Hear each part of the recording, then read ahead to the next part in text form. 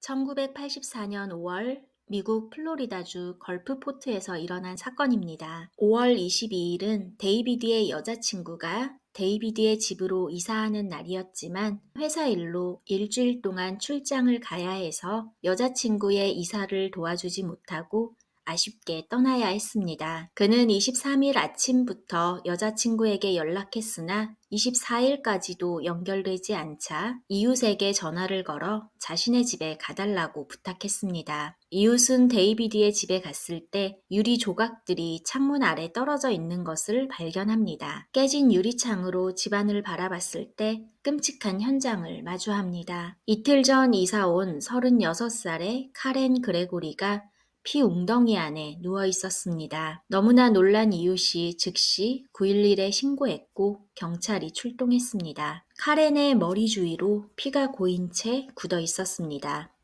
민소매 티셔츠를 입은 카렌은 검은색 란제리를 허리에 두르고 티셔츠는 겨드랑이까지 말려 올라가 있었습니다. 카렌의 허벅지에는 피 묻은 손자국이 말라 있었습니다. 카렌의 얼굴과 머리카락 또한 마른 피로 뒤덮여 있어 참혹했습니다. 시신 상태로 보아 그녀는 성폭행 당한 뒤 끔찍하게 살해당했다고 추정했습니다.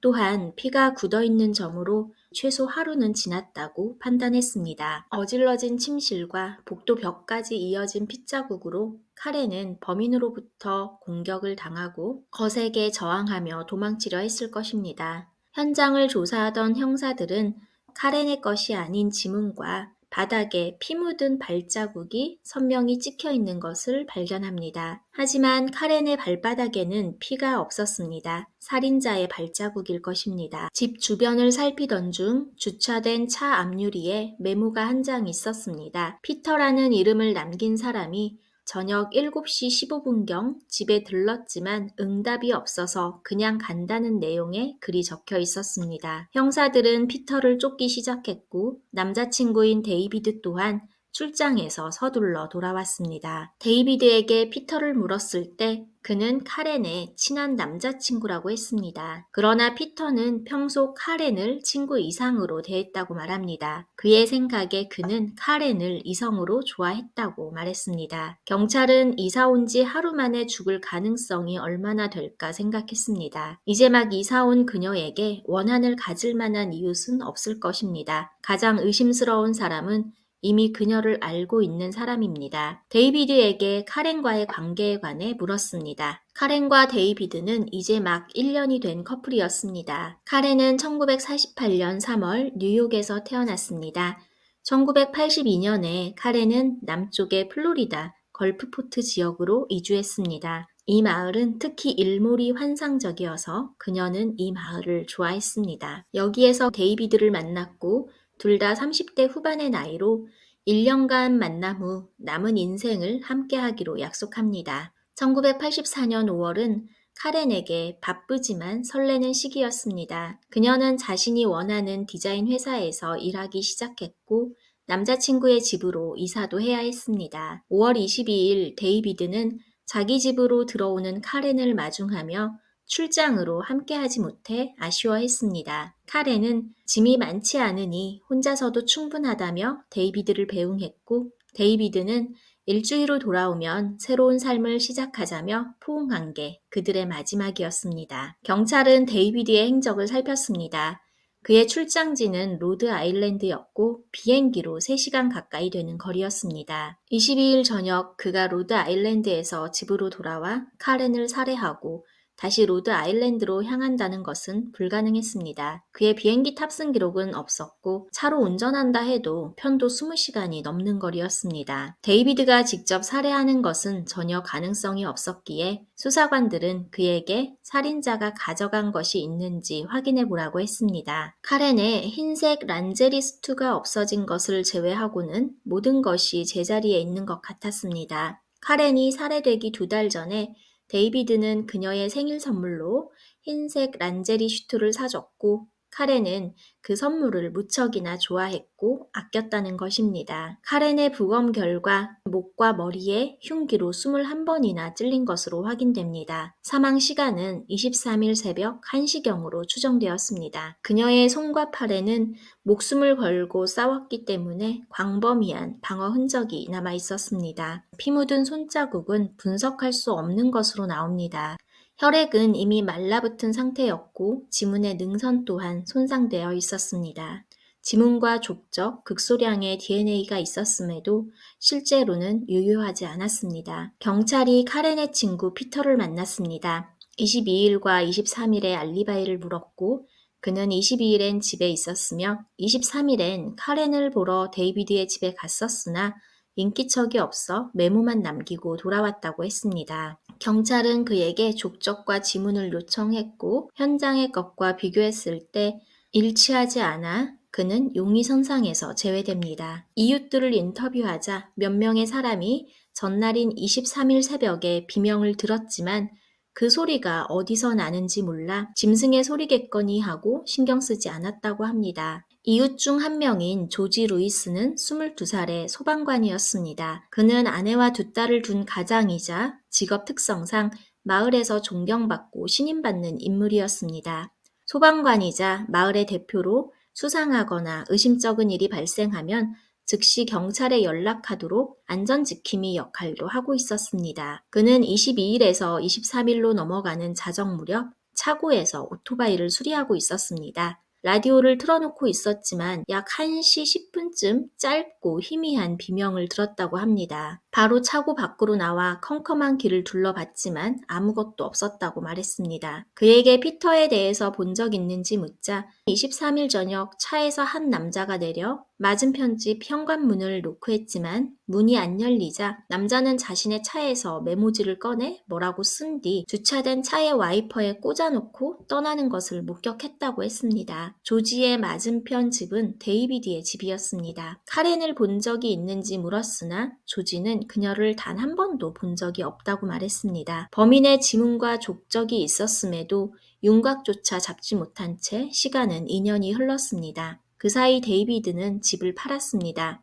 그렇게 2년 동안 제자리 걸음이던 수사로 지쳐가던 담당 형사는 어느 날 마을의 행사 자리에서 새로운 정보를 알게 됩니다. 한 여성이 아직 범인이 잡히지 않은 카렌의 사건을 얘기하면서 아직도 그날 밤의 비명이 귓가에 생생하다는 것입니다. 그날 밤 잠자리에서 들었던 찢어질 것 같은 시끄러운 비명이 죽기 직전 여자의 소리라는 것을 알고는 밤마다 귓가에 울린다고 했습니다. 그녀는 데이비드의 집에서 두 블록이나 떨어진 곳에 살고 있어 인터뷰 대상에 해당하지 않았습니다. 형사는 당시 인터뷰했던 내용을 떠올려 보고 단순히 동물 울음소리로 치부했던 이웃들의 진술이 거짓이라고 믿게 됩니다. 두 블록이나 떨어진 곳에서조차 들릴 정도였으면 짐승의 울음소리로 여기기엔 분명 이상했을 것입니다. 그가 다시 이웃을 찾아 재차 묻자 그들은 그날 밤의 비명이 매우 시끄럽고 길게 이어졌음을 수긍했습니다. 경찰이 물었을 때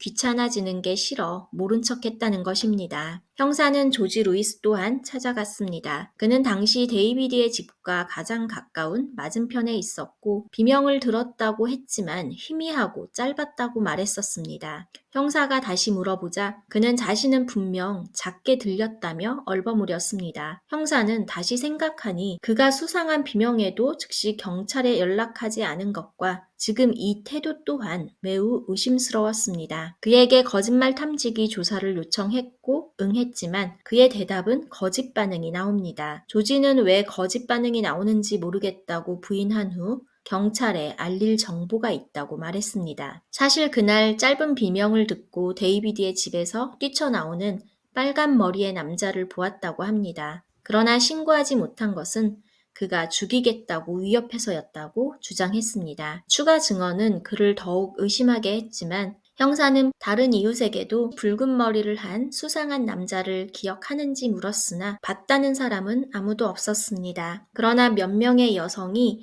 밤중에 자기 집 창문을 응시하는 사람이 있었다고 제보했습니다. 길거리는 어두워서 정확히 볼 순 없었지만 소방관 조지 루이스의 실루엣과 비슷하다고 했습니다. 형사는 조지에게 사실 여부를 묻지 않고 바로 왜 여성 이웃의 창문 앞을 서성였냐며 강하게 추궁했습니다.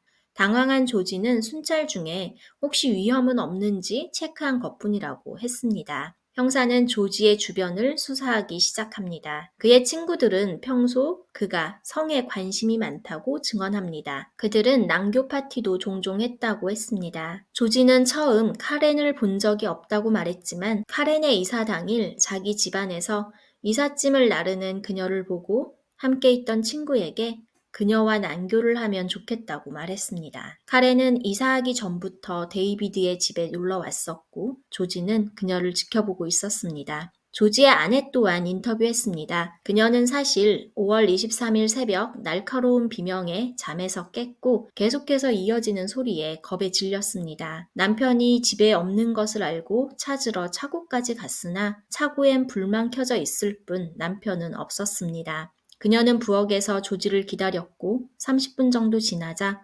손과 양말에 피를 잔뜩 묻힌 남편이 들어왔습니다. 곧장 샤워실로 향하는 조지를 보며 아내는 불길한 생각이 들었지만 남편이 무서워 물어볼 수 없었습니다.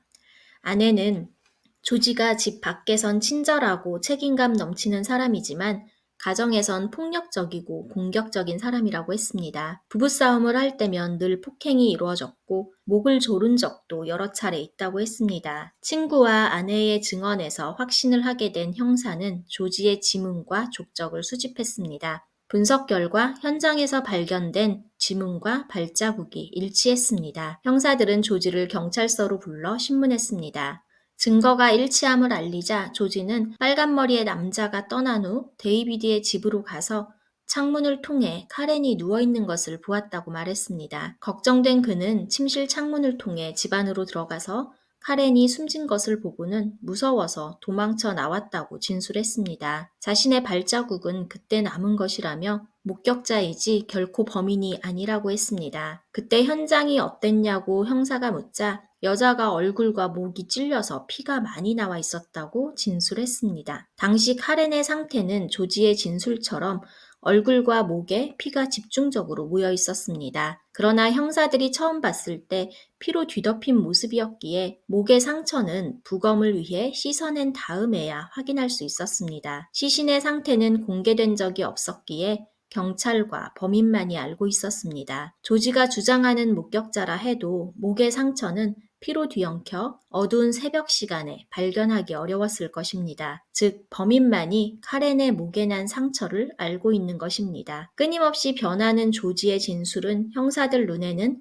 허술하고 가소롭게만 보였습니다. 카렌이 숨진 지 2년 만에 조지는 체포되어 재판으로 넘겨졌습니다. 검찰은 증인으로 조지의 예전 이웃이었던 토냐라는 19살의 여성을 세웠습니다. 그녀는 1984년 당시 유부남이었던 조지와 관계를 맺고 있었고 그의 여름 생일 선물로 그에게서 하얀색 란제리 슈트를 받았다고 증언했습니다. 토냐의 사이즈와 맞지 않았지만 조지는 그 란제리를 만날 때마다 입도록 강요했다고 합니다. 데이비드에게 확인한 결과 자신이 카렌에게 선물한 것이었습니다. 토냐의 증언에 이어 란제리의 출처를 묻는 검사의 말에 조지는 대답하지 못했습니다. 또한 시신을 발견했음에도 신고하지 않은 이유에 그는 당시 너무 당황해서 공황 상태였다고 말했습니다.